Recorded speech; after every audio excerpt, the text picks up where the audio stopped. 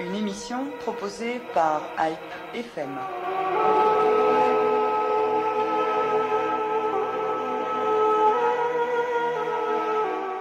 Bonjour, le 15 mars 1921, Sir Roman Tehlirian abat le grand architecte du projet génocidaire Talat Pacha à Berlin.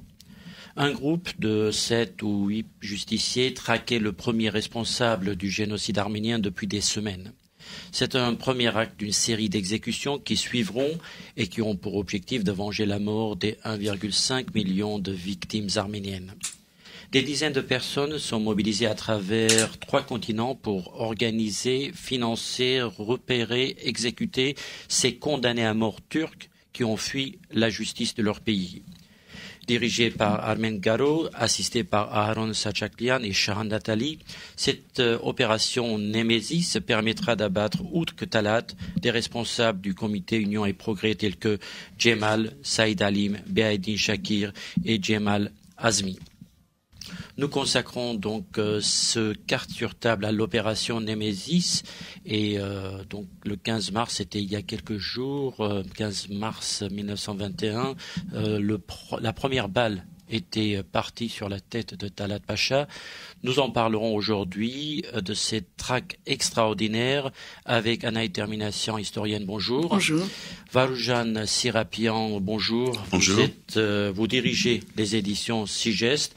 Et vous avez sorti en 2014 Mission spéciale Némésis en français que vous avez traduit en arménien, en russe, en anglais et bientôt peut-être en turc. Nous avons commencé déjà la traduction en turc. Et également en grec. En grec. Nous serons en ligne tout à l'heure avec Bernard Georges, réalisateur d'un film documentaire qui sera projeté sur Arte au mois d'avril, La vengeance des Arméniens, le procès Tehlirian.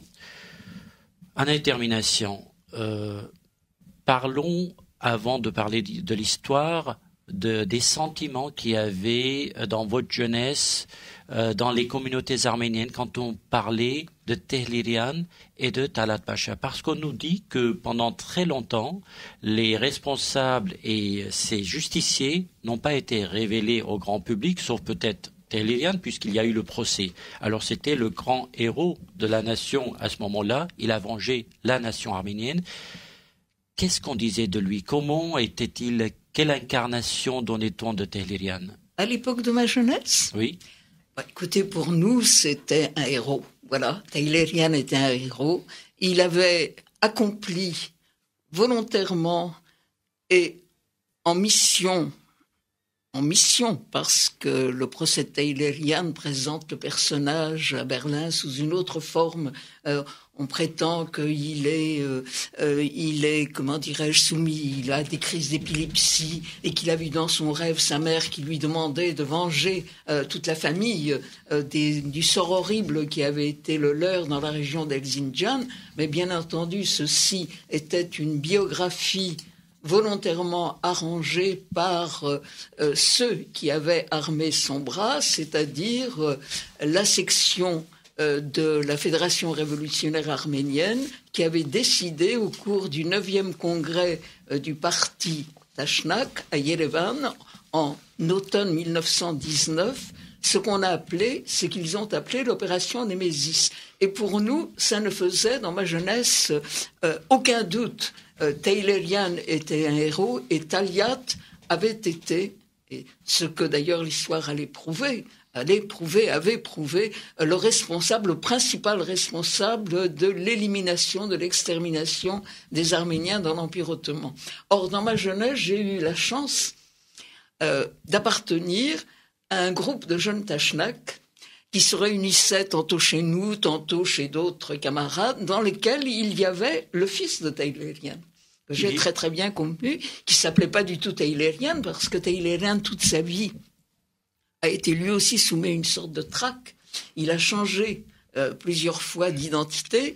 Son fils s'appelait Zaven Melikian et lui aussi avait ce côté un peu fou qu'il y avait dans la famille. Il s'était insurgé contre le régime communiste en Serbie et il avait été emprisonné contre Tito. Bon, il était entre guillemets royaliste parce qu'il vivait en Yougoslavie. Oui, parce que la famille Teilherian s'était à un moment donné, au sens propre du terme, réfugiée en Serbie et plus particulièrement à Belgrade, où les Serbes, et jusqu'à maintenant d'ailleurs, les Serbes ont toujours manifesté, les nationalistes serbes, les patriotes serbes, une grande sympathie à la cause arménienne. Alors, il se trouve que par le plus grand des hasards, le père et le frère de Teilherian avaient vécu à Belgrade, la famille s'est installée à Belgrade, et avec, après la Seconde Guerre mondiale, l'installation du régime de Tito, les deux fils, qui étaient tous les deux musiciens, je trouve ça aussi assez extraordinaire que ce révolutionnaire ait engendré deux violonistes. Dans les deux cas, sortis du conservatoire de Belgrade, de très très bons violonistes. Donc l'un d'entre eux, Zaven, s'était insurgé, avait comploté contre Tito. Il avait été emprisonné, il avait fui. On s'est retrouvés à Paris, il fréquentait le conservatoire, et on était si amis qu'on a passé un peu plus tard un mois ensemble à Sienne, où il avait été invité dans un palais qui s'appelait le palais de la Chigiana, où on invitait les lauréats, jusqu'à maintenant d'ailleurs, des conservatoires d'Europe, et où il a eu cette année-là un premier prix. Donc nous étions tout le temps ensemble, et on vivait cette histoire du passé comme une chose tout à fait naturelle. Varjan Serapian, vous avez eu l'occasion d'être interviewé à la télé sur plusieurs chaînes arméniennes il y a quelques semaines, quand vous présentiez les traductions russes et arméniennes de Mission spéciale Némésis en Arménie, et vous parliez de la prise de décision. La prise de décision au départ en 1919. En 1919. Donc, parce que Anna et Termination parlait de l'opération Némésis, et vous dites que l'opération s'appelait Hadukos. Hadukos, parce que c'était le nom, mission spéciale. C'était le nom qui a été donné par cette réunion un peu secrète à côté, en parallèle à ce congrès, 9e congrès des Tachnaksotion. Hadukos, qui avait donc, pour l'exécuter, on avait mis aussi en place une cellule qui s'appelait Haduk Marmin, dont les trois principaux participants c'était Pasteur Madjian, Armen Garo, Shahan Natali et Aaron Sachaklian qui s'occupaient des finances. Alors, d'après toutes nos recherches, y compris dans les archives qui se trouvent aujourd'hui en Arménie, à Yerevan, on voit que clairement la tête pensante de l'opération c'est Shahan Natali quand même. Et le nom de Némésis a été donné par lui. Donc pour que ça soit plus compréhensible à l'extérieur, Haduk Marmin, tout le monde ne connaît pas, y compris même en Arménie. Raison pour laquelle nous avons changé. Marmin, mission spéciale. Mission spéciale. Ou corps spécial, comité spécial. C'est l'exécutif, mais Haduk Korts, c'est mission spéciale. C'est pour ça qu'on l'avait traduit nous en français. Mais en arménien et en russe, on a changé légèrement le titre. On a vu sur place que les Arméniens connaissaient sa remontée liliane, connaissaient Némésis aussi. Donc on a mis Némésis, grand, et en dessous on a mis son remontée liliane. Et sachant qu'éventuellement, s'il y a une suite après, pour les autres Chiraciens ou autres, on pourrait faire aussi Némésis toujours en tant que titre générique et en dessous le nom des autres. Alors, comment la décision a été prise en termination? Pourquoi cette liste a été dressée et pas d'autres? Et comment se préparer à un tel travail en 1919? Certes, l'Arménie avait des représentants dans certains pays, des ambassadeurs à ce moment-là, qu'elle n'aura plus au moment des exécutions, mais c'est une lourde tâche, une grande organisation et qui demande la confidentialité d'un côté, mais aussi des finances. Bon, vous savez comme moi, comme monsieur le sait aussi, c'est que cette décision répond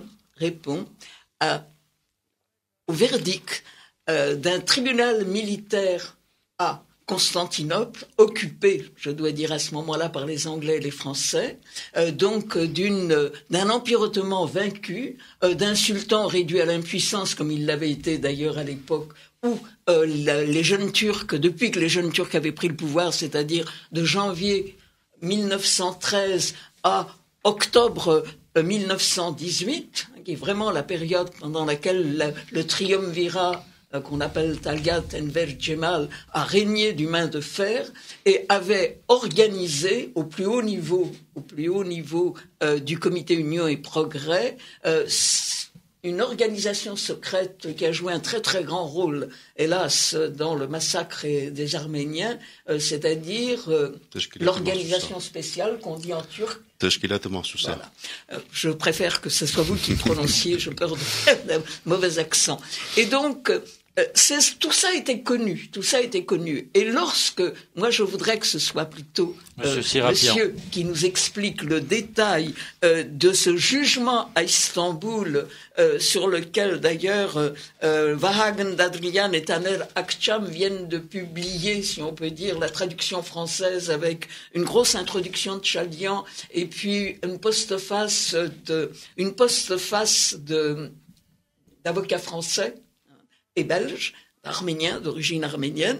On trouve là tous les actes des tribunaux, parce qu'il n'y a pas eu un seul tribunal, plusieurs tribunaux, qui, dans l'année 19, jusque dans l'année 20, à peine dans l'année 20, alors que Mustafa Kemal, le général rebelle, vient d'annoncer l'insurrection à l'est de l'Anatolie, à Sivas, puis à Erzurum, et c'est pas tout à fait par hasard, parce que ce sont des régions qui, dans le traité de Sèvres, devront être arrachées à la Turquie pour être données à la petite Arménie indépendante.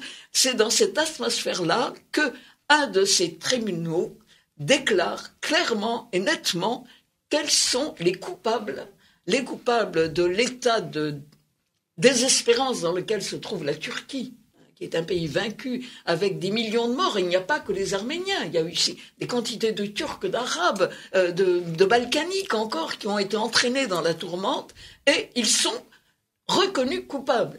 Et c'est parce qu'ils sont reconnus coupables que, à partir de Yerevan, craignant que ces jugements ne soient pas appliqués, car ces coupables sont condamnés par contumace, ils se sont enfuis en Allemagne, voire en Russie. Enver, on va le retrouver au Congrès des peuples d'Orient à Bakou en 1920, enfin, entre autres. Bon.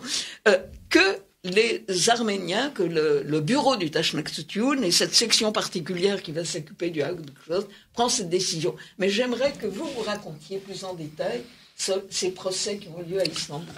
Alors, on va pas trop mettre l'accent parce qu'on a tellement de choses à raconter autour de l'opération Nemesis, mais il y a certes les absents, mais aussi les présents, des responsables qui ont été condamnés, qui étaient dans les tribunaux turcs. Ce sont la cour martiale, pour le dire clairement. Valjan Serapi, en deux mots sur ce procès. Disons que deux choses d'abord. C'est vrai que dans la nuit, comme on le montre aussi dans la BD, dans la nuit de 2 à 3 novembre.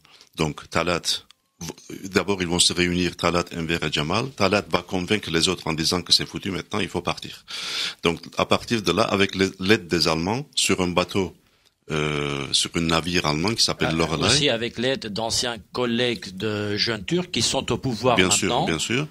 Et, donc, sur un un navire appartenant aux Allemands, ils vont partir à Odessa d'abord, et puis de là, ils vont se disperser à Genève, en Allemagne, à Berlin, en Russie. Ça, c'est la partie fuite. La deuxième chose, c'est que c'est ce qu'il avait dit. Et là, Talat, il a déjà rasé sa moustache. Oui. Déjà, il a changé de passeport. Il va se trouver à Berlin sous le nom de Ali, Salih Bey. Donc, c'était difficile aussi de ce point de vue. C'est pour ça que l'équipe qui a préparé l'opération Nemesis pour Tehlirian, il n'est que l'exécuteur. Mais avant, il y a un travail de recherche qui va durer des mois. Et d'ailleurs, c'est ce que j'avais dit aussi, ils vont trouver d'abord Nazim et Behaettin Shakir, et ils pourraient le tuer. Et c'est Sharan Natali qui va dire non, on va attendre d'abord, on va exécuter Talat, parce que si Talat voit que les autres sont exécutés, il peut encore s'enfuir. Et comme disait Madame Derminassan, c'est qu'il y avait une crainte de la part des Arméniens pour ces gens-là qui reviennent encore en Turquie un jour ou l'autre. parce qu'ils avaient des ententes avec Kemal ou autres. Comme on a vu après, Kemal s'est entouré des anciens génocidaires. Donc ça, c'est important. Deuxième chose qui était importante, qui était soulignée par Desrosiers, Jacques Desrosiers, quand il a fait le livre Opération Nemesis en 1986, parce que c'est là que les archives des Tashnaktoutioun Alors il faut le dire, il y a Jacques Desrosiers, Opération Nemesis. C'est quelle année ça a été? 86. Et vous êtes impliqué dans la préparation de ce livre parce que vous avez guidé Jacques Desrosiers vers les archives du Tashnaktoutioun. C'est de l'histoire ancienne. Et puis il y a une histoire récente, c'est Jacques Desrosiers, les Vengeurs arméniens. Donc une nouvelle édition aux éditions plurielles.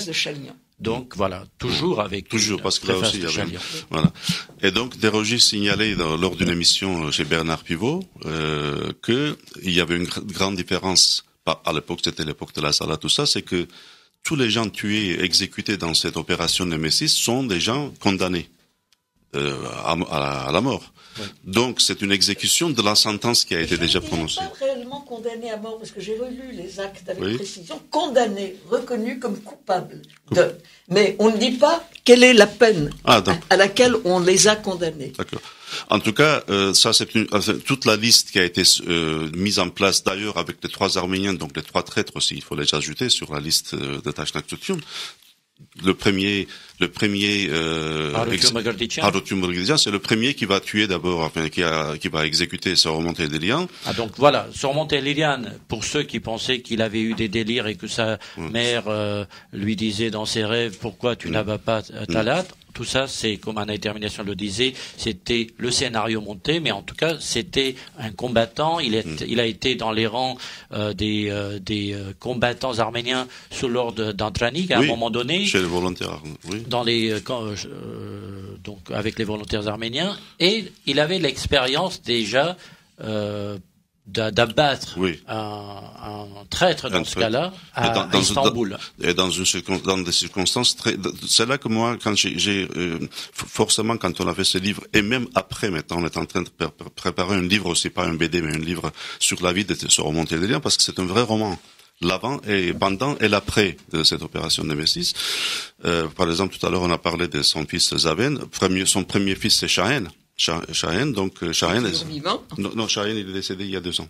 Il est décédé. Shahen, il est décédé il y a 2 ans. Zaven, il est toujours vivant aux États-Unis. Il est aux États-Unis. Voilà, Zaven, il est aux États-Unis. Et par exemple, après sa libération, après son acquittement en juin de 1921, il va venir sur Belgrade, en Yougoslavie, et il va vivre une 30aine d'années, et sous un faux nom. Et pourquoi il va partir? Parce que un jour, alors qu'il est chasseur, donc lui il est chasseur, il est dans un groupe de chasseurs Tehderian, tous les week-ends ils vont aller chasser. Et l'un de ses amis très proche, c'est un commissaire de police. Et un jour, en marchant comme ça dans la forêt, ils vont chasser, le commissaire dit il y a des Turcs, il y a des services secrets turcs qui sont dans les parages, ils sont en train de chercher quelqu'un, alors je n'ai pas très bien compris, c'est Solomon Tehderian. Quand il entend ça, Soromon, qu'il est sous un faux nom, je crois que c'était Saromon Elikian, le nom qu'il avait pris, il dit mais c'est moi. Déjà, il prend un risque parce qu'il se dévoile. Mais comme c'est un ami proche et c'est un commissaire de police, et l'autre, quand il entend ça, il dit c'est une blague. Il dit non, c'est moi. Il dit si c'est ça, à la première occasion, tu prends ta famille et tu t'en vas. Parce qu'ils sont déjà en train de te cerner.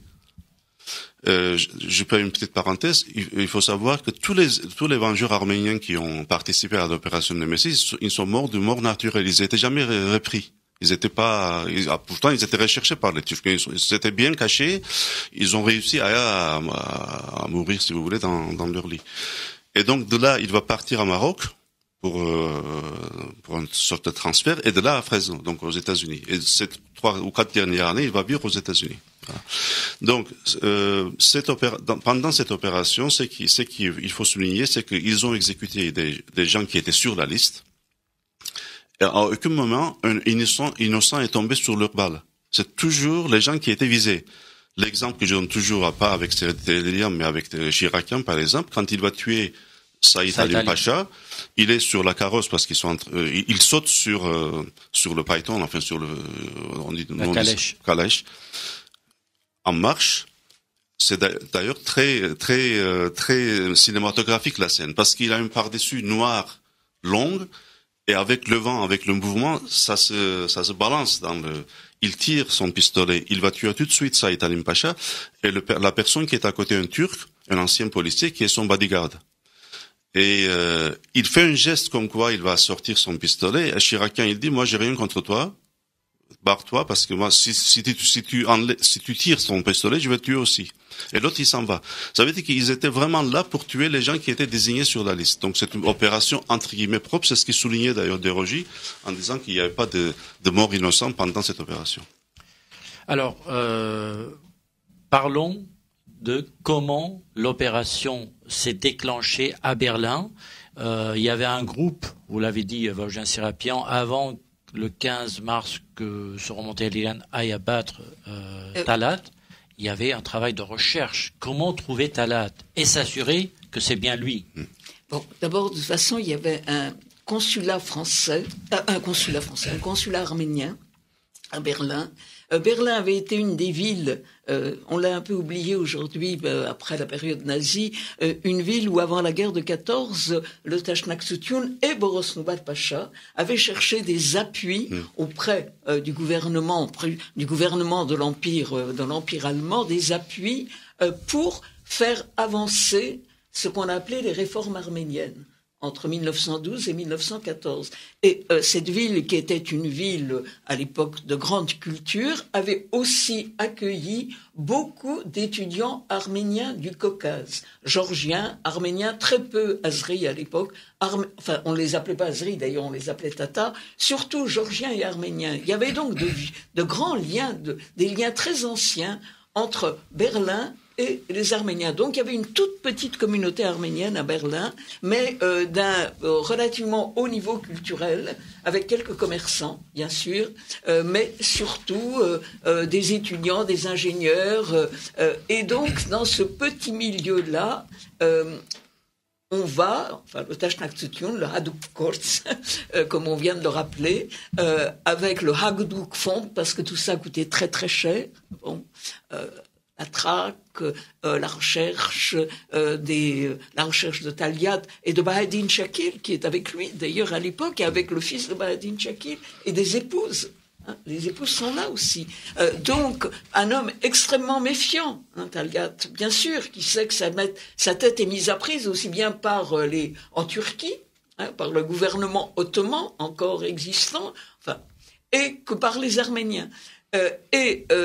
On n'a peut-être pas rappelé que ce roman taylorien n'était pas son premier coup d'essai, car à Bolis, au mois de mars 1920, c'est-à-dire presque un an avant, il avait liquidé le traître Harutun Mogoldichian, qui était accusé par la voie publique d'avoir dénoncé 200 à 300 intellectuels en avril 1915.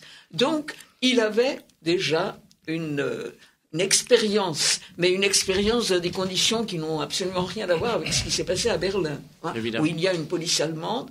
On est après la Première Guerre mondiale, on est dans une Allemagne qui est quand même agitée.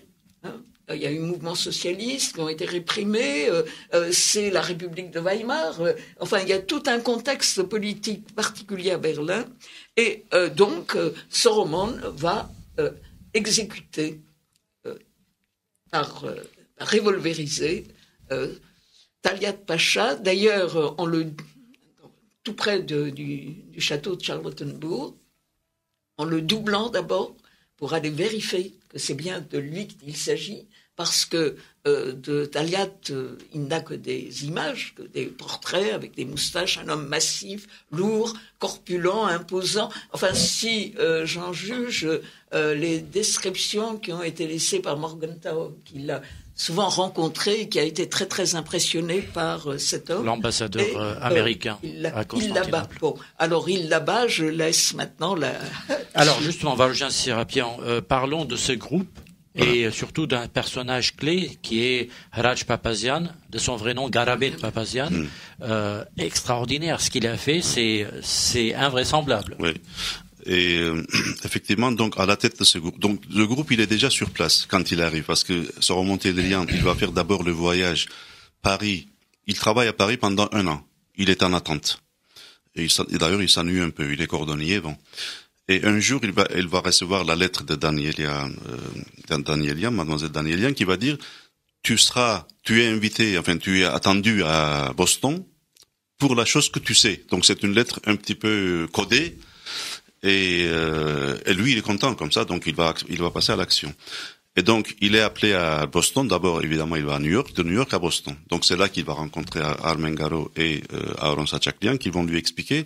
Alors, dans la BD, on a fait une petite entorse, hein, donc c'est comme on fait un petit peu dans le scénario. On voit les trois, Sharon Nathalie, Aaron Sachaklian et Armengaro ensemble qui l'accueillent. En réalité, au moment où lui, ce Romontellian se rend à Boston, au bureau de la Taschnaktsutun, Nathalie, déjà, il est en route.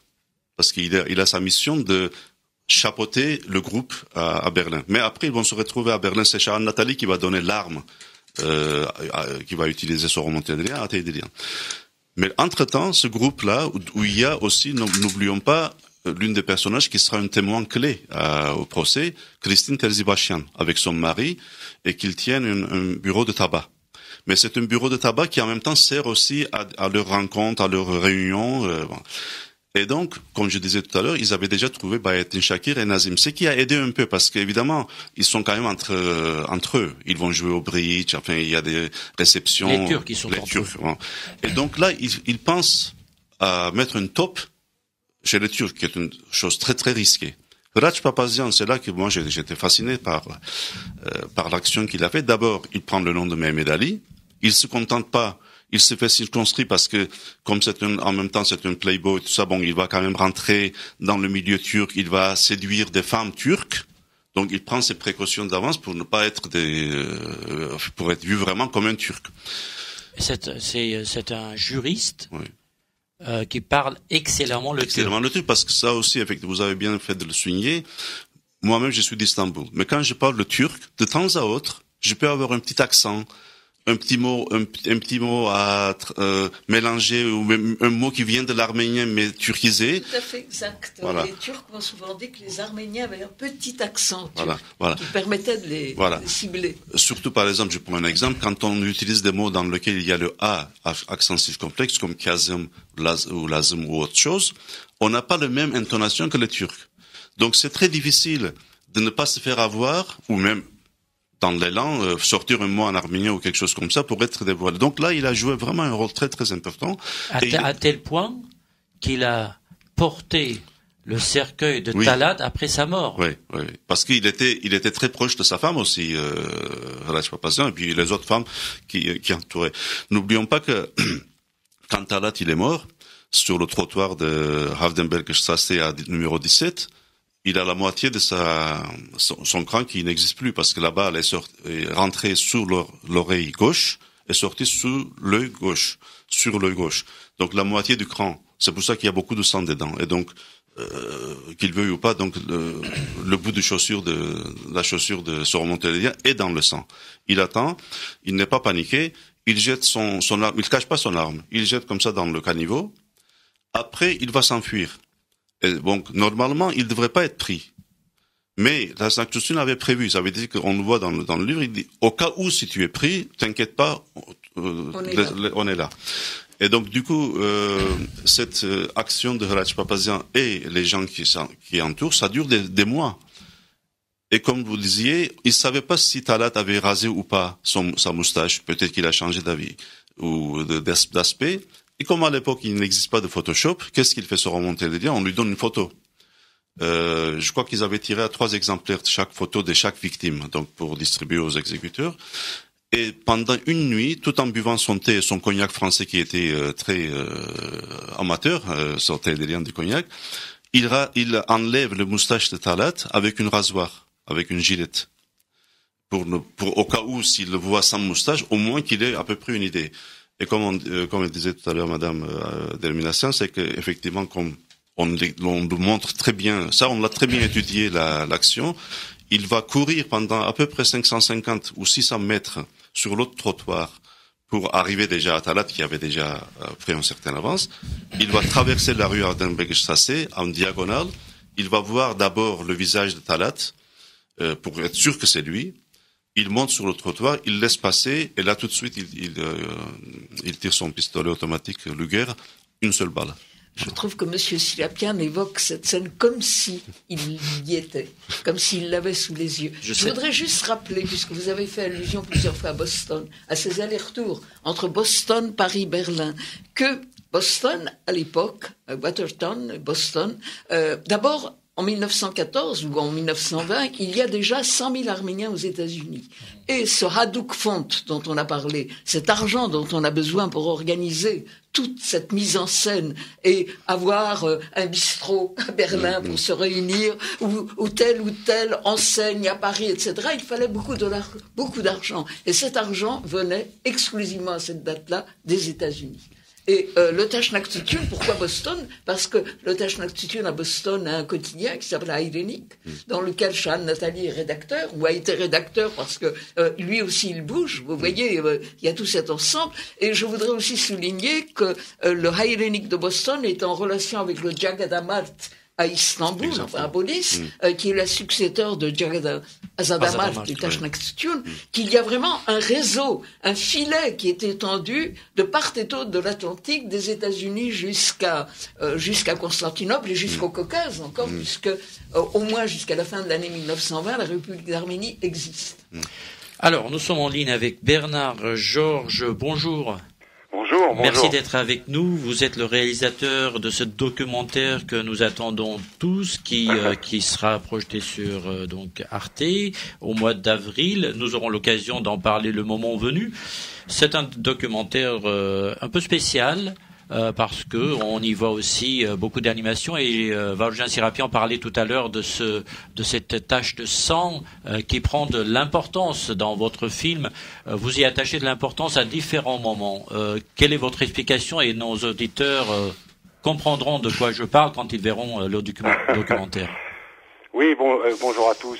Écoutez, ce geste est tellement fort de ce que racontait tout à l'heure votre témoin. Ce geste est tellement fort du pied dans le sang de Talat sur le goudron de la rue à Berlin que ça m'a donné l'idée de pousser cette espèce de vision un peu comme ça cruelle et assez forte, et puis qui renvoie effectivement au génocide qui est quelque chose d'absolument insupportable. Et donc donc il y a cette idée à la fois du flot de sang qui est répandu par les Arméniens et puis la vengeance qui est en route à travers l'acte de Sogomon Tehlirian. Alors il faut juste le dire que votre documentaire est plein d'animations, même quand on parlera dans les témoignages plus tard comment les femmes étaient éventrées. Il y a toujours une sorte d'animation qui accompagne ces scènes pour mieux faire comprendre un peu la cruauté de la réalité de l'époque. Alors vous avez mis l'accent sur le procès Tehlirian. Oui. Évidemment, vous montrez comment Tehlirian, d'ailleurs un acteur qui ressemble beaucoup, on va dire, au vrai Tehlirian. Oui. Et donc vous avez mis l'accent sur le procès. Le choix de quelle est la raison de ce choix? Pour moi, c'était surtout c'était moins raconter l'opération Némésis en elle-même que de raconter la réalité du génocide des Arméniens en 1915. Donc si le procès, c'était le moyen de créer une espèce de fil conducteur dans le film qui permette à la fois aux spectateurs d'être dans cette réalité du procès et en même temps d'évoquer toute cette réalité historique depuis la fin du XIXe siècle dans l'Empire ottoman et la révolution jeune turque, etc. Donc c'est quand même un documentaire d'histoire. Je voudrais juste préciser qu'au départ c'était un projet qui était porté par Laurence Sassin, qui est un auteur, et donc qui m'avait contacté il y a quelques années déjà autour de ce projet, et qu'on a eu beaucoup de mal dans un premier temps à le monter, et que c'est vrai qu'avec la date anniversaire qui s'est programmée et qui s'est malheureusement donc mis devant nous, Arte a accepté, et Ciné TV donc qui l'a produit, a accepté de rentrer dans ce projet. Comme vous le disiez, il y a beaucoup de moyens aussi visuels pour que le spectateur suive. Évidemment qu'on n'a pas vraiment de photos du procès, donc il y a une forme de reconstitution de ma part du procès à travers des photos, puisque j'ai que 2 photos d'archives qui sont réelles dans les séquences de procès. On a fait des reconstitutions pour ce qui concerne, entre guillemets, l'attentat du début et puis les autres attentats de l'opération. Et puis pour le reste, il y a des images d'archives, et comme vous le disiez, des animations parce que c'était compliqué de faire comprendre aux spectateurs à travers évidemment qu'il n'y a pas d'image, évidemment que c'est insoutenable, les récits sont en eux-mêmes insoutenables, et c'est pour ça que j'ai fait appel à l'animation en pensant que ça pouvait donner une vision de l'indicible, en fait. Alors on doit dire quand même que le récit est présenté par Simon Abkarian. Oui, c'est Simon Abkarian qui fait la voix, oui, tout à fait. Voilà, et dans le récit du génocide, le témoignage de cette dame qui se présente au procès et qui fait presque basculer l'opinion des jurés et puis de l'audience et puis des Turcs qui commencent à partir un par un de la salle d'audience. C'est un moment très très fort de ce procès. Le témoignage de Mme Tersibachian, en fait, les avocats de Second Montélimar ont prévu plusieurs témoignages, et il n'y a pas que celui de Mme Tersibachian. Moi, j'ai retenu celui de Mme Tersibachian parce qu'il est extrêmement fort, et qu'effectivement, il fait basculer le procès, je crois, très clairement au moment où sa déposition a lieu, et qu'effectivement, à partir de là, le public et les jurés prennent vraiment conscience de la réalité du génocide, même si on se rend compte au niveau des documents qu'on a pu retrouver que dès 1915, la presse internationale parle des exactions et du génocide en train de s'accomplir, et c'est d'autant plus étonnant de voir que l'opinion internationale est au courant de ce qui se passe en Anatolie et donc en Arménie, et malgré ça, c'est la Première Guerre mondiale, tout le monde souffre, il y a eu beaucoup de morts, et il y a une espèce de ça passe un peu, entre à perte et profit. Et puis la Turquie est un grand pays avec qui il faut continuer à faire des affaires, comme l'URSS qui va naître aussi. On va pas se fâcher non plus complètement avec eux. Donc il y a quelque chose qui se passe dans l'opinion qui fait que on ne parle plus tellement de ça. Et l'opération Némésis permet, en tout cas le procès de Second Montélimar permet en tout cas de remettre d'une certaine manière le génocide au centre de l'actualité, en tout cas en Allemagne. Anna et termination. Oui, je voulais dire, c'est tout à fait vrai que moi j'ai lu la déposition de Madame Tersibachian à travers ce livre Justicier du génocide arménien qui avait été publié en 1981 avec une préface d'Ara Krikorian et qui est un livre tout à fait remarquable parce qu'on y trouve traduit de l'allemand, français, les actes, toute la totalité du procès, et je voudrais aussi souligner que parmi les témoins qui ont exercé réellement une influence sur les jurés, il y a Monseigneur Balakian, qui était venu directement de Manchester, celui qui, un an après, publiera le Golgotha du génocide arménien, qui est un des livres les plus forts qui existent à cette période-là. Il y a Ramandonian qui est là dans les coulisses, et puis il faut pas oublier, des témoins allemands, et pas n'importe qui, deux infirmières allemandes qui racontent leur propre expérience, leur propre terreur, leur propre horreur devant ce qui est en train de se passer à l'est de l'Anatolie, et puis le général Liman von Sanders, qui n'est pas n'importe qui est un des grands généraux allemands présents pendant la Première Guerre mondiale dans l'Empire ottoman, et grâce à qui les Arméniens de Smyrne n'ont pas été déportés. Et Liman von Sanders est là pour à la fois témoigner de ce qui s'est passé, l'horreur qui a été accompli, et pour innocenter l'État allemand. Car l'autre enjeu de ce procès, c'est pas simplement la reconnaissance du génocide arménien qu'on n'appelle pas génocide, mais le crime contre le peuple arménien, mais c'est aussi le souci de l'État allemand en 1921 de ne pas être entraîné dans l'opprobre qui frappe à ce moment-là l'Empire allemand au lendemain du traité de Versailles. Alors on peut rappeler aussi le témoignage du pasteur Johannes Depsius, qui est aussi assez capital. Absolument.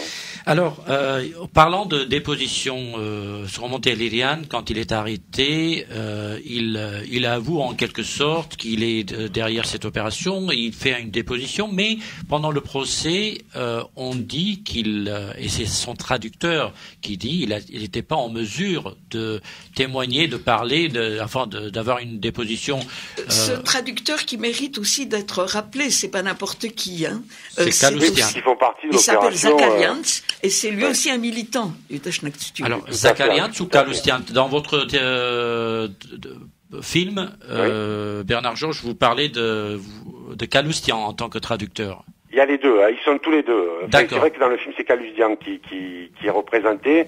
Je voulais revenir sur ce que disait alors, vous disiez ce Kaloustian, Dans le film, on voit, évidemment, je n'ai pas pu prendre la totalité des minutes du procès, mais on s'est appuyé effectivement sur ce bouquin remarquable que citait Madame Termination. Et puis on voit aussi Liman von Sanders dans le film, qui vient témoigner pour essayer de disculper, en tout cas d'amoindrir le rôle de l'armée allemande dans le crime des Turcs. Mais en même temps, avec le recul, on a quand même le sentiment que même s'il a sauvé, et c'est ce qu'il dit d'ailleurs au procès, les Arméniens de Smyrne, on a quand même le sentiment que les Allemands avaient les moyens de retenir la main du bourreau dans cette affaire. Et donc, avec le recul, et d'ailleurs on a vu Tessa Hoffmann, qui est une historienne allemande qui participe aussi au film, on a le sentiment avec le recul que quand même la responsabilité allemande est largement impliquée dans cette affaire. Alors, vous faites appel justement à des historiens allemands, turcs, arméniens pour apporter ces témoignages historiques, ce travail d'archives que vous amenez à l'écran. Alors, moi, ce qui m'a, à un moment donné dans votre film, m'a secoué, c'est quand j'ai appris que le traducteur lui-même faisait partie de l'opération Nemesis, ce qui montre que tout était organisé d'une main de maître, si je puis dire. C'est tout, enfin, pour moi, c'est tout à fait remarquable la manière dont cette opération, et puis même tous les autres attentats qui vont être menés, toujours de la même manière, contre tous les responsables, que ce soit à Rome, que ce soit ensuite à Tbilissi, etc. Donc c'est tout à fait remarquable la manière dont c'est mené par le Dashnakhtutun et comment c'est organisé entre, comme vous le disiez tout à l'heure, Boston, Genève. Enfin voilà, c'est vraiment une ramification, une toile d'araignée, et tout le monde participe à cette opération. Moi, je pense que c'est l'une des chasses à l'homme les plus impressionnantes du siècle passé et qui mérite évidemment d'être racontée. Enfin, le cinéma, c'est déjà pas mal penché quand même dessus, puisqu'il y avait eu le film d'Henri Verneuil qui parlait déjà de l'attentat de Soro-Montélimar. Je crois que prochainement Robert Guédiguian doit aussi faire quelque chose autour de ça.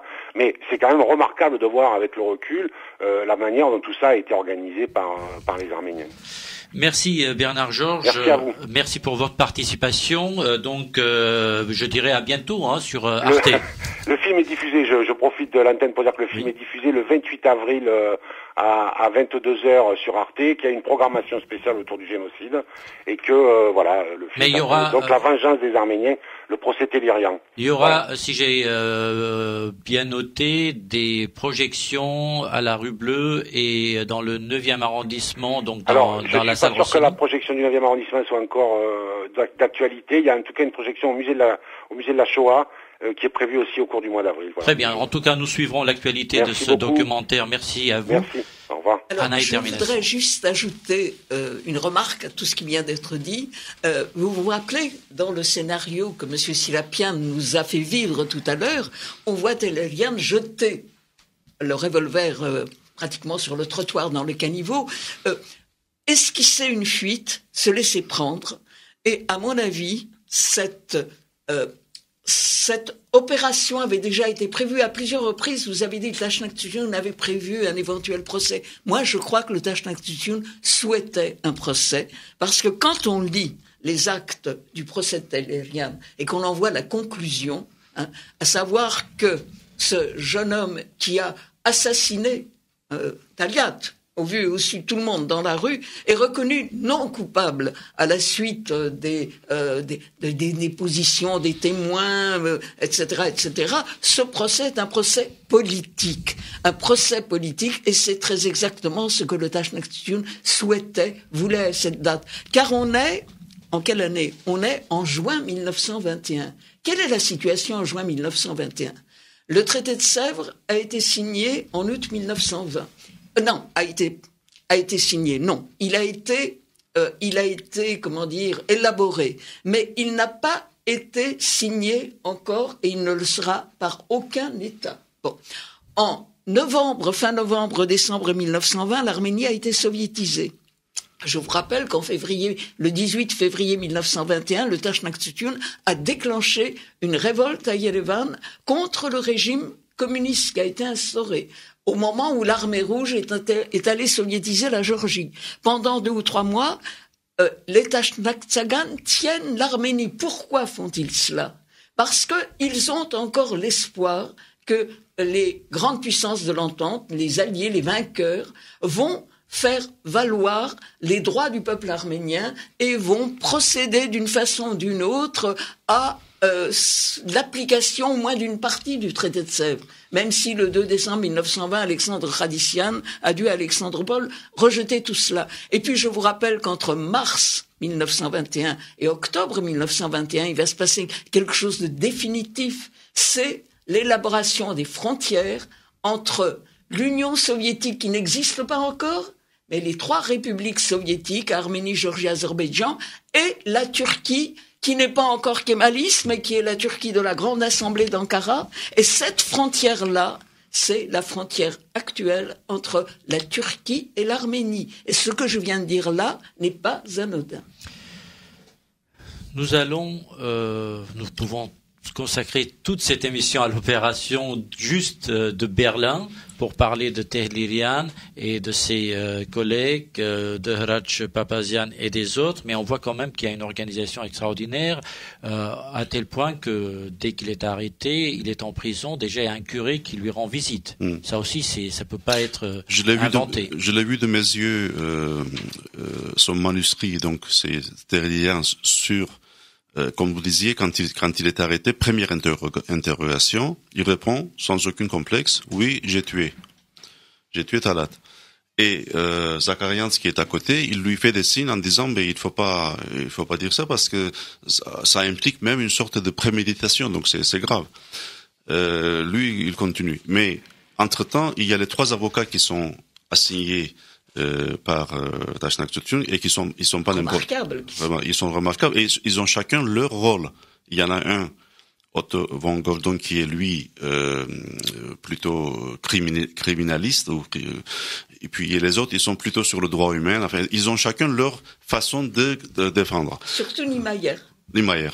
Alors donc là, ils vont proposer à Tehlirian d'écrire sa biographie un peu arrangée parce que comme on disait, procès c'est une chose, opération Nemesis c'est une autre chose. À aucun moment pendant le procès on parlera de Nemesis. C'est toujours moi, j'étais seul, je suis traumatisé par ce qui est arrivé à ma famille, tout ça. Bon. Alors justement, une parenthèse concernant la famille, parce que on a raconté également qu'il a vu comment sa famille a été massacrée, etc. Alors qu'à ce moment-là, il était dans les troupes qui combattaient les Turcs. Voilà. Mais sur d'autres zones. Et c'est quand il est arrivé à Erzurum qu'il voit et qu'il comprend que la famille n'existant plus. Erzincan, pardon. Que la famille n'existant plus, il a compris ce qui était arrivé. Ça veut dire que, moi, on peut dire, bon, ce qu'il a raconté, c'est un mensonge, si on sonne un peu brutal. Mais de l'autre côté, moi, je dis que ce qu'il a inventé, en réalité, ça a existé. Il a fait un transfert sur sa famille, une projection sur sa famille. Quand il dit, j'ai vu ma sœur ramené par les gendarmes, violé, tout ça, c'est pas vrai du tout parce qu'il n'a pas de sœur. Donc, il n'a que 2 frères. 2 frères. Et dont un qui étudiait à Beyrouth, médecin, et il revient. Par malheur, il est là pour les vacances et il tombe donc il sera massacré pendant cette. Donc tout ça, il invente. Et quand il écrit, et j'ai vu donc il l'a écrit dans le prison à la main avec un crayon. Donc ça existe aujourd'hui dans les archives arméniens. Les avocats, ils lisent, ils disent non, c'est pas bon. Enfin, entre guillemets, c'est pas un bon scénario, c'est pas défendable. Donc, ils manipulent, mais en se basant là-dessus. Et donc, pendant tout le procès, donc par exemple, l'autre jour, je disais à la réunion de Norseruntsi, là, j'étais ébahi. Bon, à chaque fois, je découvre des choses sur Tehlirian. Je prends le métro, je descends à Yevda-Sartagan, à Yerevan, et je vois des panneaux, des anciens qui témoignent de ce qui s'est passé pendant le génocide.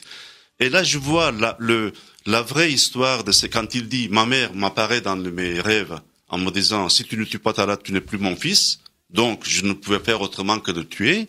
En réalité, ça s'est passé. C'est pas sa mère qui le dit ça. C'est un voisin, donc la maman. Ils sont très proches, ils sont côte à côte. Puis, le type qu'il dit, donc, dans ce panneau, qui a maintenant 91 ans, quelque chose comme ça, il dit, ma mère, il le prenait sur ses genoux.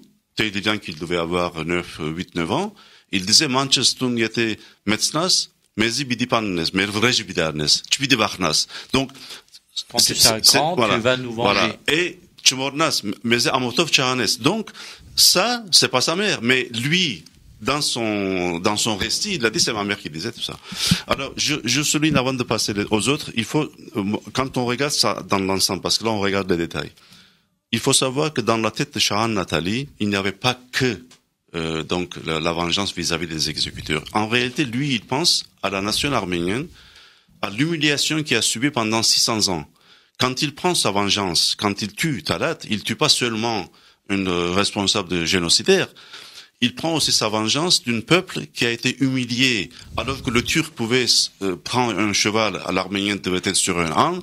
Quand la femme se mariait, une femme arménienne, d'abord il fallait qu'elle passe par le lit de Hara. Il y a tout ça dans sa tête. Ça veut dire qu'il y a une vengeance aussi de cette humiliation de 600 ans qui se met en œuvre dans sa tête. Après, évidemment, ce sont les symboles qui tombent. Alors, Laura Ratch avait consacré la semaine dernière, oui, vous avez vu toute une série d'articles à Shahan Natali, avec des photos de Shahan Natali très âgé aux États-Unis. Alors, vous avez fait une conférence à Rue Bleue il y a quelques mois et vous avez eu en liaison par Skype la fille de Shahan Natali qui est aux États-Unis. La fille de Shahan Natali que j'ai eue par mes connaissances en Arménie, donc notamment la bibliothèque Isaakian qui m'a beaucoup aidé dans mes recherches.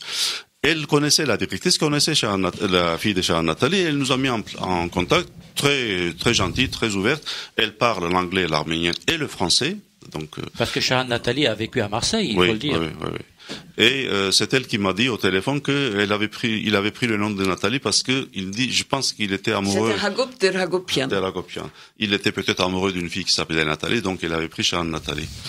Et il faudrait peut-être aussi rappeler brièvement qu'en 1933, les relations entre Shahan Natali et le bureau du Tashnaktsutun se sont sérieusement brisées. Oui. Il a été un des animateurs du mouvement Martkotsagan à Paris. Bon, ça c'est encore une autre histoire. Et après quoi, ces deux biographies, celui du parti Tashnaktsutun aux États-Unis et celui de Shahan Natali, se sont écartés l'un de l'autre. Oui.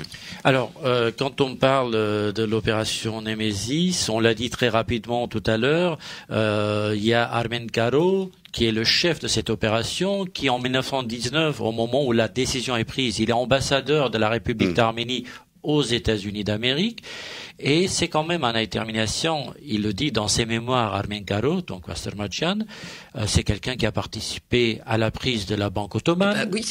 C'est quelqu'un qui a été député au Parlement ottoman. C'est quelqu'un qui a fréquenté Talat Pacha. Et qui a un compte à régler. Qui a un compte à régler parce que quand Talat, en quelque sorte, le vire de son bureau, il lui dit, et Garo Bastelmadjan en parle dans ses mémoires, on se reverra. Et je pense qu'à travers ce roman Tehlirian, ils se sont revus.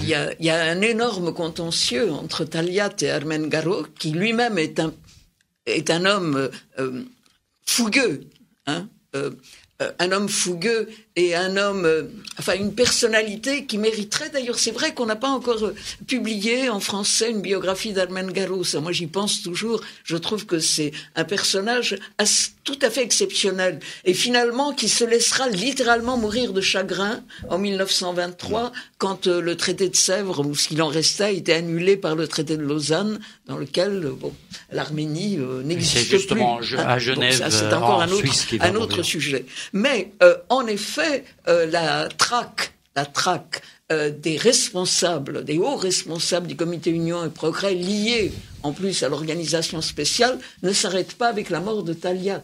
Bon. Après la mort de Taliat, il y a eu, alors peut-être faut-il le rappeler, je ne sais pas, Misak Torlakian. Est-ce que vous pourriez nous dire quelques mots sur... Misak Torlakian, moi j'ai étudié plutôt celui de Achavichirakian, donc j'ai lu le livre La dette du sang. Abolis. Misak Torlakian, pareil. Donc, je n'ai pas tout étudié vraiment en détail. C'est lui de Misak Torlakian, on peut dire que c'est celui qui a assassiné Givenchy. Voilà. En avril 1921, c'est-à-dire juste un mois après la mort de Taliat. Et Givenchy, c'est pas un Turc? Alors, Givenchy est un Azeri, et ceci nous ramène à un autre problème qui a des conséquences jusqu'à aujourd'hui avec l'affaire du Karabakh. Ce sont les massacres arméniens à Bakou en septembre 1918. Je vous rappelle que Rostom est à Bakou. Il est à la tête de l'organisation arménienne, etc. C'est encore un autre. C'est absolument effarant ce réseau arménien, la façon dont les Arméniens ont résisté un peu partout dans cette période de 14 à 18 sur différents champs de bataille. Donc en septembre 1918, il y a des massacres arméniens à Bakou, entre 20 000 et 30 000 morts, et des réfugiés arméniens en Perse, à Tabriz, à Téhéran même. Je vous rappelle que Isabelle Essayant, d'ailleurs, quitte Bakou à ce moment-là, avec Rostom d'ailleurs.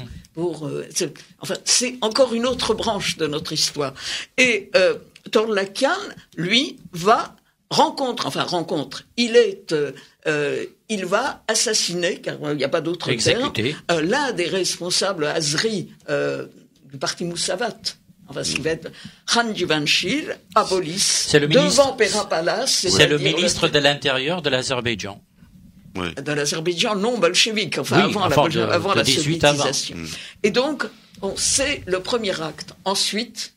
Et d'ailleurs, au moins j'ai comment il l'a fait, la scène... Pera-Palace, ça existe jusqu'aujourd'hui. Donc, il est caché derrière des buissons. Donc, Jivanshir et puis ses bodyguards ou d'autres personnes, son frère, ses femmes, tout ça, parce qu'il revient d'une réception, ils sont en costume, cravate ou je sais pas. Et donc, juste avant qu'il rentre à l'hôtel, dans le récit, c'est dit comme un ressort, il sort comme ça d'un seul coup et puis il tire sur. Alors il n'est pas mort tout de suite, il est blessé, il est revenu et il l'a. Non, mais d'abord Jivanshir, il tient la main de Torlakian, donc il tire encore 2 balles dans sa poitrine. Il s'en va, mais comme il voit, il a un doute sur s'il est mort ou pas, il revient, il termine. Et puis il y a la traque qui paraît tout à fait incroyable aujourd'hui. Le procès Tehlirian a lieu en juin 21, mais l'assassinat de Taliat c'était le 15 mars 1921. Mais un autre groupe qui comprend Achavé Shirakian et Yerganian vont eux achever ce travail, si on peut dire, qui consiste à punir ceux qui ont été condamnés par le tribunal militaire à Istanbul en 1919. Il s'agit alors du docteur Bahadine Shakil. Un des plus grands responsables. Bahadine Shakil, de Djemal Azmi, qui avait été gouverneur de Trébizonde et qui est responsable, alors là, de l'horreur absolue aussi, c'est-à-dire des noyades par barque de la population arménienne de Trébizonde, qui est pris dans un, comment dirais-je, il n'y avait pas de possibilité de fuite pour les Arméniens. Compte tenu, quand on connaît un petit peu la région de Trébizonde, les hautes montagnes qui sont autour, où quelques familles arméniennes avaient mis leurs enfants, soit chez les Grecs, soit chez les Turcs dans la montagne. Mais les autres sont pris. Donc, ceux deux-là sont tués le 17 avril 1921 par Arshavit Shibakian et Yergan à Berlin. Et puis encore Arshavit Shibakian à Rome cette fois-ci, et il s'agit du grand vizir, celui qui avait précédé Taliat, puisque Taliat est devenu grand vizir à son tour en 17, Saïd Halim. Grand vizir, c'est le premier ministre du gouvernement turc. Le grand vizir, si vous voulez, quelque chose comme ça. Le grand vizir, qui est lui aussi un unioniste et qui est tué à Rome en décembre 21, Rome, où à ce moment-là, nous avons comme consul Michael Valentian, le grand historien, enfin le premier historien de l'histoire du Tashnaktsutun. Et c'est le dernier des actes que nous connaissons de ce réseau-là.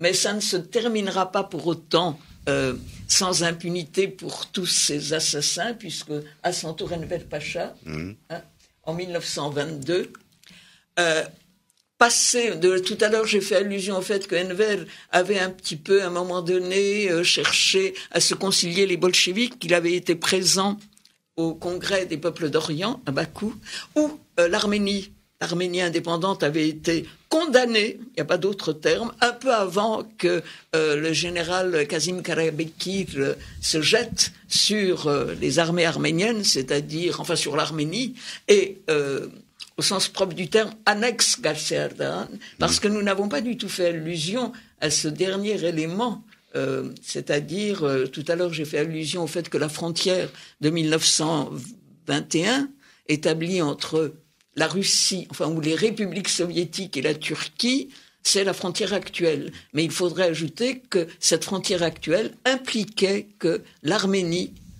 indépendante d'abord et soviétique ensuite, perdait définitivement les provinces de Gals et d'Alta. Bon, ça, c'est quand même un point important. Pourtant signé entre deux entités qui ne sont pas légitimes. Voilà. Enver, qui est d'abord qui cherche d'abord à se concilier les bolcheviks, à entrer dans le mouvement de ce qu'on pourrait appeler la première révolte musulmane des printemps musulmans de 1920-21, l'appel des bolcheviks, va changer complètement d'attitude, revenir à son vieux rêve panturquiste, c'est-à-dire lier ensemble tous les peuples turcs de Constantinople jusqu'à l'Asie centrale, ceux qui ont une origine turque. Bon, on va le retrouver dans les rangs des Basmadji, du côté de Samarcande. Oui. Et c'est là qu'en 1921, il va être tué. Alors cette fois-ci par une escouade bolchevique, et la légende veut qu'il y ait là-dedans un Arménien qui s'appellerait Haïk, je me souviens plus, qu'il y aurait eu dans cette escouade bolchevique, ou qu'il y a eu dans cette escouade bolchevique quelques Arméniens qui ont provoquer la mort d'Enver. Alors ça, c'est une autre bande dessinée qu'il a évoquée. Il s'agit de...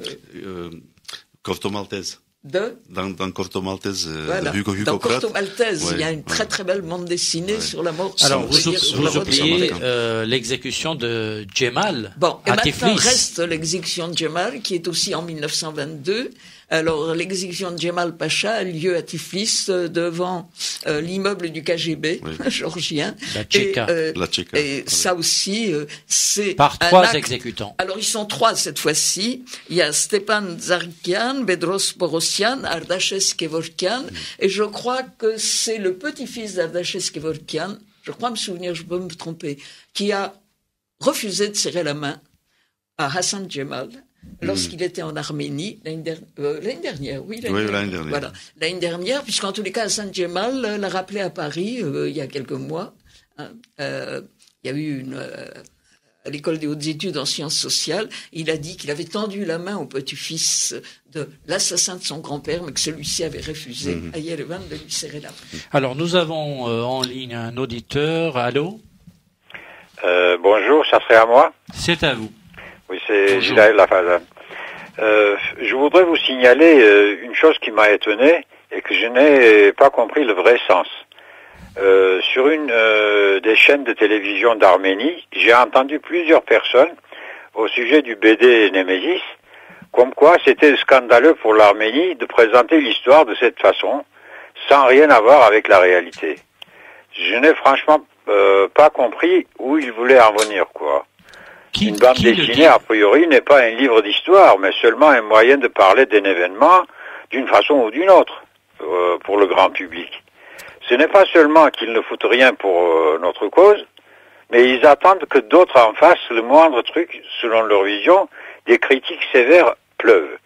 Curieux, mais franchement, je trouve ça curieux, quoi. Alors, qui, monsieur, a dit qu'il fallait pas présenter l'histoire? C'est des personnes habituelles qui viennent s'exprimer sur les chaînes de télévision en Arménie, quoi. Gentron, précédemment c'était Yelgir, maintenant c'est très bien. La chaîne nationale, etc. Mais cette fois-ci, il me semble que c'était sur la chaîne Gentron, là. Alors, nous allons interroger, merci pour votre appel.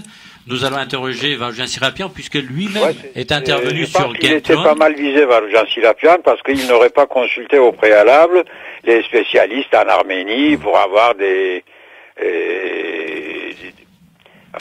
points à confirmer, quoi, sur tel ou tel aspect de la chose.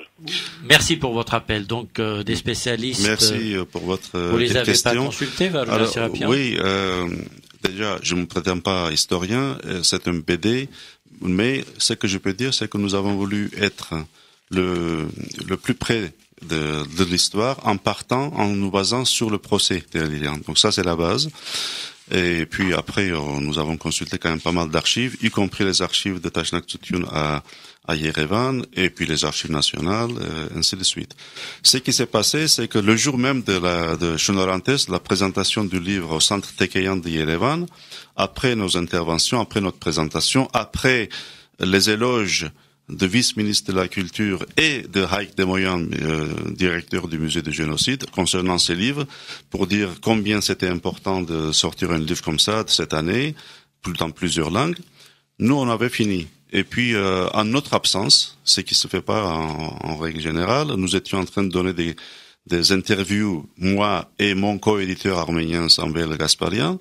Quelqu'un a pris la parole, on ne l'a pas vu, en disant, en sortant d'une petite livre de sa poche, en disant voilà la vraie histoire, moi j'ai un livre, c'est ça qu'il faut lire, ainsi de suite. Et il a essayé de minimiser un peu le livre, et puis en partant sur des détails. Par exemple, une des détails, nous on le met la date de naissance 1897 pour Sotelerian. Non, c'est 1896. Bon, à un an près, sachant que déjà à l'époque, même y compris mon père, on jouait sur les dates de naissance pour ne pas aller plus vite au service militaire, tout ça. Donc tout ça, c'est des détails. Mais en règle générale, dans la salle même où il y avait 150 personnes, l'accueil était très très bien. Et je signale que cette personne, après, il est passé sur Armenia TV. Et nous étions très en colère vis-à-vis de cette chaîne en disant que vous pouvez très bien passer l'opinion de quelqu'un d'autre. Mais la moindre des choses, c'est d'abord nous consulter, vous nous demandez, voilà, il y a une telle question, et au moins nous donner aussi une droit de réponse. En revanche, sur Getron TV, sur Yergir Media, nous étions interrogés, ça s'est très bien passé. Et là, je sais que dans les jours qui viennent, sur Humek, sur la chaîne numéro 1, il y aura un sujet général sur le Némésis, et je pense qu'il y aura aussi quelque chose me concernant parce qu'ils m'ont interrogé. Oui, mais quand même en Arménie, surtout sur plusieurs chaînes, pas toutes, on oublie parfois de dire comment a pris naissance cette opération. Parfois, là je lis par exemple qu'aux États-Unis, un livre va sortir en anglais évidemment, de Eric Bogossian, et qui parle d'un petit groupe ils disent self-appointed patriots, c'est-à-dire des patriotes autoproclamés.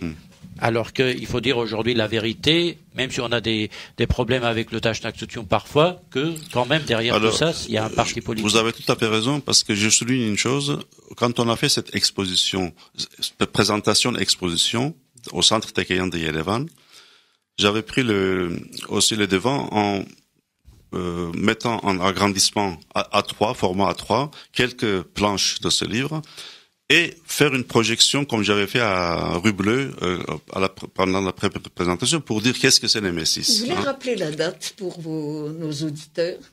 La date de cette exposition. L'exposition, c'était le 27 février dernier, donc il y a une quinzaine de jours, à Yerevan.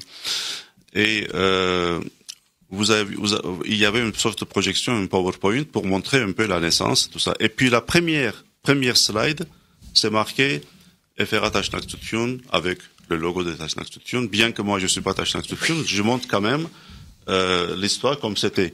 Et là, peut-être que certaines personnes, ils étaient offusqués en Arménie en disant que c'était une opération, c'est lié à Tashnaktsutsun. C'était trop clair peut-être pour certains, je sais pas, j'en sais rien. Moi, je voudrais féliciter Monsieur Silapian, qui est le directeur de l'Institut Chobanian, et comme tout le monde sait, Chobanian n'était pas particulièrement qu'est-ce que je pourrais dire, emballé par ce type d'action, non seulement à l'époque que nous évoquons, mais même avant, bien avant, c'est-à-dire à partir des massacres de 1894-96. Ça, c'est une autre histoire. Donc, je suis admirative que Monsieur Silapian, quelles que soient ses convictions personnelles, se soit engagé dans une telle affaire pour ressusciter cette affaire sous la forme, je dirais, de communication la plus populaire qui soit aujourd'hui, c'est-à-dire la bande dessinée. J'attends les jeux. Et il participe également au développement de la bande dessinée en Arménie. La bande dessinée en Arménie, mais même aussi demain peut-être les jeux. Pourquoi pas les jeux. Je vous laisse. Moi, je ne suis pas du tout une fanatique des jeux. Mais je voudrais ajouter quelque chose d'autre. Au moment où nous parlons, depuis un mois environ, au moins une demi-douzaine de bouquins, je dis pas autre chose, ont été publiés en français sur le génocide arménien, sur le génocide arménien. Rare, pour ne pas dire aucun de ces livres, n'a évoqué les événements dont nous venons de parler depuis une heure. Il y a eu une pudeur, une frilosité, je vous laisse juger, je laisse nos auditeurs juger de ce que je suis en train de dire. Il n'y a pas eu un mot là-dessus.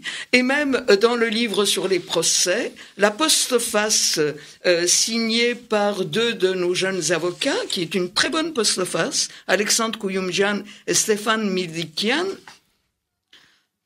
préfèrent, c'est ça la postface, Turcs et Arméniens à la recherche d'une justice reconstructive. Or, à l'heure actuelle, un des grands objectifs des associations arméniennes et des intellectuels turcs, c'est d'aboutir à une réconciliation en oubliant les choses qui fâchent. Et parmi les choses qui fâchent, il y a Taliat. Je voudrais vous montrer à nos auditeurs cette photo qui me paraît quand même extrêmement importante. Tout à l'heure, nous avons évoqué l'enterrement de Taliat et nous avons vu comment notre camarade Papazian a accompagné la veuve de Taliat au cimetière. Mais ce que nous n'avons pas dit, mais ce qu'il faut dire, en 1942, pendant la Seconde Guerre mondiale, au moment où l'Allemagne, où von Ribbentrop cherchait à entraîner la Turquie dans la guerre, on a rapatrié les cendres de Taliat en Turquie, et en 1942, le gouvernement turc, qui n'est plus kémaliste, mais qui est İsmet İnönü, si ma mémoire est bonne, c'est bien ça. Oui. Donc İsmet İnönü a fait construire à Bolis, sur une colline, ce monument à la gloire de Taliat. En dessous, j'ai dans cette photographie, il y a, qui est tiré du livre de Murat Bardakçı. Murat Bardakçı sur les papiers de Taliat, dans lequel on trouve ces fameux carnets. Sur le carnet, oui. Dont on n'a pas parlé, d'ailleurs, ici, aujourd'hui. C'est pas l'objet, mais qui ont été évoqués à plusieurs reprises. On voit, au contraire, le monument qui a été élevé aux États-Unis par les Arméniens à Eylerian, qui lui est mort, comme vous avez dit, de mort naturelle, oui. Voilà. Et je voudrais répéter que tous les ans, en tous les cas, après İsmet İnönü, Menderes, qui lui connaîtra un sort tragique par la suite, le président de la République de Turquie partait d'Ankara pour venir à Istanbul, poser une couronne au pied de Taliat, considéré comme un héros. Et le livre de Murat Bardakçı, qui a été publié en 2008, qui est un livre un peu ambigu, totalement ambigu dans le projet, etc., dans lequel on a publié les fameux carnets de Taliat où il chiffre par centaines de milliers, 900 000 et quelques déportés arméniens, dans le projet précis qui est de vider l'Anatolie orientale des Arméniens et ce même Taliat qui confie à un ami à Berlin, un peu avant de mourir, nous avons réussi. Effectivement, de ce point de vue-là, les jeunes Turcs ont réussi. Raj Papazian était obligé d'assister à des rigolades, à des plaisanteries où ces Turcs racontaient comment ils ont déporté, massacré, noyé des Arméniens. Il était là, la taupe, obligé de rire avec... Alors, quand nous avons voulu, même symboliquement, de traduire en turc ce livre, il y a une raison. Aujourd'hui, vous savez que j'étais l'un des premiers à dialoguer avec les Turcs parce que j'ai cette facilité et je n'ai aucun complexe à parler avec eux, mais je sais leurs limites et je sais mes limites, jusqu'où je peux aller. Et il y a quelques années de ça, en Arménie, j'ai assisté à un colloque où j'étais invité, où il y avait des historiens français, 2 historiens français, dont l'un c'était Marian, et les autres c'était des Allemands. Ils avaient fait une sorte de manuel d'histoire commun, pour faire une sorte d'histoire allemand-français commun, mais en lissant les choses qui fâchent. La question qui posait à l'époque donc l'ambassadeur français, Monsieur Reynaud, est-ce qu'on ne peut pas penser la même chose pour les Arméniens et les Turcs? Ça se passe à Yerevan, dans l'université d'État d'Yerevan. Donc j'étais invité et on m'avait dit vous pouvez poser des questions si vous voulez à la fin, sachant que vous connaissez le sujet. Donc je lève la main, j'ai dit écoutez, tout le monde voudrait avoir une réconciliation. De toute façon, l'Arménie a avantage d'avoir un voisin avec qui il s'entend au lieu d'avoir un ennemi. Mais j'ai dit je vais vous donner un exemple concret. Pour être réconciliable, il faut que les chemins soient faits par les deux. C'est un dialogue. J'ai dit quand je suis venu en France en 1970 pour m'installer, je voyais dans les rues, les plaques de rue, souvent, c'était marqué par exemple Arthur Dalidé, fusillé par les Allemands. André Soladier, fusillé par les Allemands. Et quand Mitterrand est devenu président, je me rappelle pas exactement de la date, sur un circulaire, je pense, tous ces plaques-là, à Alfortville, je me rappelle très bien, ils ont enlevé, même nom, Arthur Dallidet, fusillé par les nazis.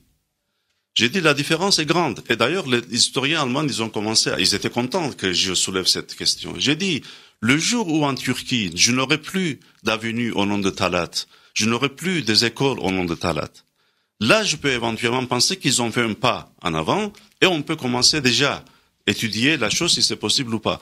Et ce livre-là, dans lequel on parle de Talat, où on voit le Talat exécuté, je suis en contact avec Ahmet İnsel, qui voudrait lui-même sortir ça en turc avec ses éditions Iletişim en Turquie. J'ai dit, moi, je vous donne même les droits, à la limite, vous le faites. Je vais voir s'il peut aller jusqu'au bout. Ça sera un test pour voir aujourd'hui si la Turquie accepte de revoir son histoire. En tout cas, tellement de choses à dire, à redire sur cette histoire. Nous avons évidemment beaucoup mis l'accent sur ce roman Tehlirian. C'est le grand héros puisqu'il a exécuté le grand architecte du génocide arménien. Mais on oublie très souvent de parler, d'évoquer Achavir Chirakian, les autres. J'ai même lu parce que c'est un réseau très important de combattants, de vengeurs, dont un, Ara Sargsyan, s'est installé en Arménie soviétique dans les années 20, après donc opération Nemesis, et puis il est devenu un grand sculpteur.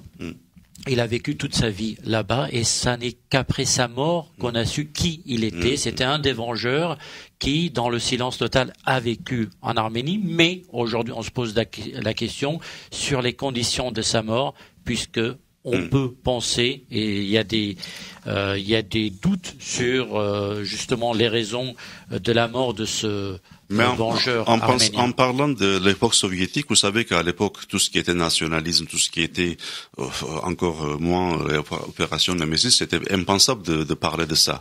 Malgré cela, pendant nos recherches, on a trouvé une sorte de stèle près de la ville de Mastara, sur la route du Gumayri, à peu près à 50 mètres de la route. Si on ne fait pas attention, on passe. C'est dans les champs. C'est une sorte de roche sur laquelle ils ont plaqué une photo un peu romantique de l'exécution de Talat. Ça veut dire qu'on voit Talat par terre, sur le dos, ce n'est pas la réalité, habillé comme un grand vizir, donc avec le médaillon et tout, oui. Et se remonte des liens sur lui avec un pied. Mais ça a été fait, on a posé la question. Dans les années 90, début 90, parce que j'ai vu le reportage de Yerkil Media, parce qu'on en a parlé après votre venue d'Arménie. Oui. Donc c'est pas dans les années 60. C'est 90? L'année 90. Avant quand même avant l'indépendance. Bon, alors, puisque vous évoquez l'Arménie, tout à l'heure, comme vous avez vu, j'ai porté un jugement assez critique sur les conditions dans lesquelles se fait cette réconciliation, ce désir de réconciliation entre les intellectuels turcs, la société civile turque, comme on le dit aujourd'hui, et les Arméniens, en effaçant, en éliminant les éléments qui peuvent fâcher et qui peuvent empêcher cette réconciliation. Mais je voudrais dire aussi que en Arménie, encore aujourd'hui, je ne crois pas que les Arméniens que l'université arménienne se soit entièrement réconciliée avec sa propre histoire, l'histoire des Arméniens. Les 70 ans de régime soviétique ont pesé très lourdement, d'une part parce que ce régime a permis la construction des institutions, c'est-à-dire l'université avait été créée par le Tashnaktutun, je vous rappelle, à Gümri, mais a été ramenée à Yerevan juste à la veille de l'effondrement de l'Arménie indépendante. Mais toutes les autres institutions, par exemple, l'Académie des sciences, je prends l'Académie des sciences, les académies, par exemple, se sont construites à l'époque soviétique. Ces structures ont véhiculé pendant des dizaines d'années un réel déni de l'histoire des Arméniens, de l'histoire de l'Église arménienne aussi, dont on n'a pas parlé, qui a été une des grandes victimes du régime à l'époque. Et aujourd'hui, j'attends que en Arménie, petit à petit, dans cette Arménie indépendante, qui n'a pas fini d'achever son cycle, puisque l'affaire du Karabakh, la question du Karabakh est là, comme une plaie à notre flanc qui n'a pas été résolue.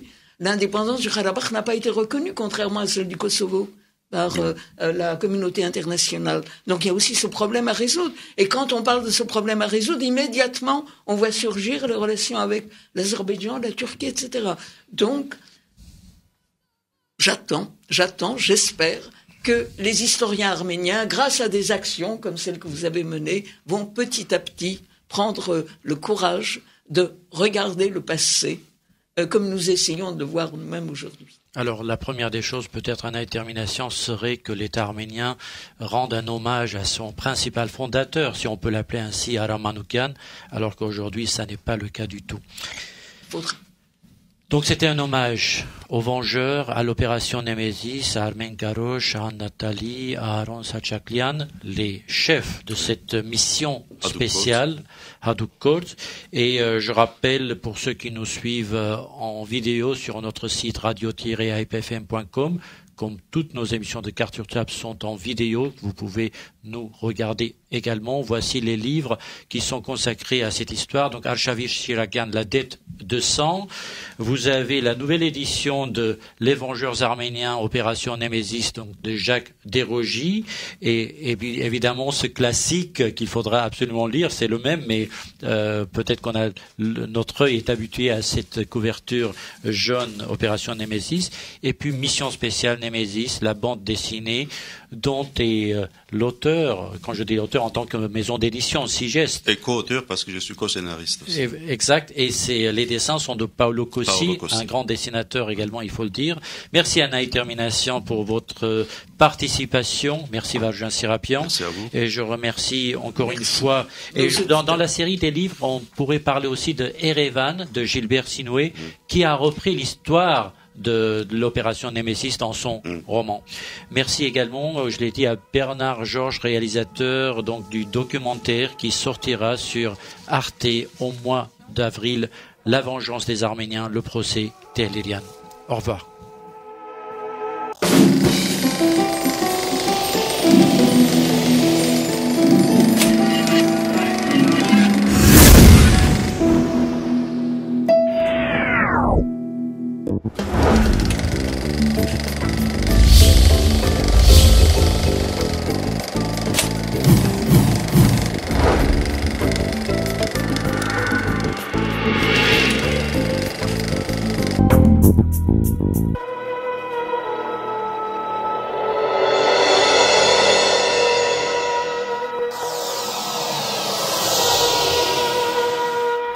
Carte sur table.